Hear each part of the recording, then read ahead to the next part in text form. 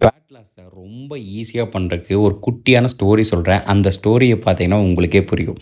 என்னன்னா, நம்ம வீட்டுக்கு டெய்லி கெஸ்ட் வருவாங்க. கெஸ்ட்டுக்கு நம்ம டெய்லி சாப்பாடு கொடுக்கணும். அதான முறை. அப்போ என்ன பண்ணுறாங்கன்னா, வரவங்களுக்கு டெய்லி ஃப்ரெஷ்ஷாக சாப்பாடு செஞ்சு வச்சுக்கிட்டே இருக்கோம். ஆனால் அது டெய்லி கொஞ்சம் கொஞ்சம் மிச்சமாகுது. அந்த மிச்சமாகிற சாப்பாட்டை இதில் எடுத்து ஃப்ரிட்ஜில் வச்சு ஸ்டோர் பண்ணியாச்சு. பட் அந்த ஸ்டோர் பண்ண சாப்பாடு அடுத்த நாள் எடுத்து சூடு பண்ணி சாப்பிடணுமா இல்லையா? ஆனால் அது யாருமே பண்ணுறதில்ல. அதுக்கு பேர் தான் ஒர்க் அவுட்டு. அதுக்கு பதிலாக அதில் ஸ்டோர் பண்ணதை அப்படியே இருக்கட்டும்னு விட்டாச்சு. டெய்லி வரவங்களுக்கு புதுசு புதுசாக ஆக்கி ஆக்கி போட்டு மிச்சத்தை கொண்டு போய் ஃப்ரிட்ஜில் ஸ்டோர் பண்ணி பண்ணி வச்சு ஃப்ரிட்ஜும் நம்பி போச்சு. அதுதான் ஃபேட்டு, பெருத்துட்டோம். இப்போ என்ன பண்ண போகிறோம், நம்ம ஃப்ரிட்ஜில் இருக்க சாப்பாடை காலி பண்ணணும். அதாவது நம்ம உடம்புல இருக்க ஃபேட்டை காலி பண்ணணும். அப்போது புதுசாக குக் பண்ணுற சோத்தை நிறுத்தணும். நிறுத்திட்டு அந்த ஃப்ரிட்ஜில் இருக்க சாப்பாட்டை எடுத்து ஒழுங்காக சூடு பண்ணி வர கெஸ்ட்டுக்கு அன்பாக பரிமாறிட்டு இருந்தோன்னா சீக்கிரமாக ஃப்ரிட்ஜு காலி ஆயிரும்.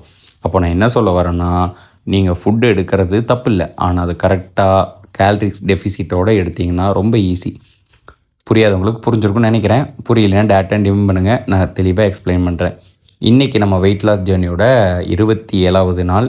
இன்றைக்கி சனிக்கிழமை. ஸோ காலையில் எழுந்திரிச்சு தடபுடலாக குளிச்சுட்டு கோயிலுக்கு போனேன். வழக்கமாக போகிற ஆஞ்சநேயர் கோயிலுக்கு போயிட்டு வந்துட்டேன். அதுக்கப்புறம் டிரைவர் இருந்துக்கிட்டு, சார் இங்கே வாங்க, நான் குழந்தையிலேருந்து ஒரு ஆஞ்சநேயரை பார்த்துட்ருக்கேன். அவர் சின்னூன்று இருந்தார், இப்போ வளர்ந்துக்கிட்டே இருக்கார் அப்படின்னோடனே எனக்கு நம்ம நாமக்கல் ஆஞ்சநேயரை ஞாபகம் வந்துருச்சு. சரி என்ன தான் எப்படி இருக்காருன்னு போகலான்னு பார்த்தா ஆஞ்சநேயர் சோதனைக்கு உட்படுத்தி விட்டார். அதாவது கிட்டத்தட்ட 1 கிலோமீட்டர் நடக்கணும், பாலைவனம் மாட்டு இருக்குது அந்த மண்.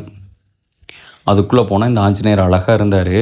இந்த கோயிலோட ஸ்பெஷலே என்னென்னா, நான் முதல்ல சொன்ன மாதிரி ஆஞ்சநேயர் குட்டியாக இருந்து இப்போ அவ்வளோ பெருசாக வந்திருக்காரு. சூப்பராக இருந்துச்சு. லைஃப்பில் ஒரு நல்ல எக்ஸ்பீரியன்ஸ். நீங்களும் இந்த மாதிரி ஏதாவது எக்ஸ்பீரியன்ஸ் இருந்தால் மறக்காமல் நம்ம கமெண்ட் செக்ஷனில் போடுங்க. வீடியோவை லைக் பண்ணிக்கோங்க.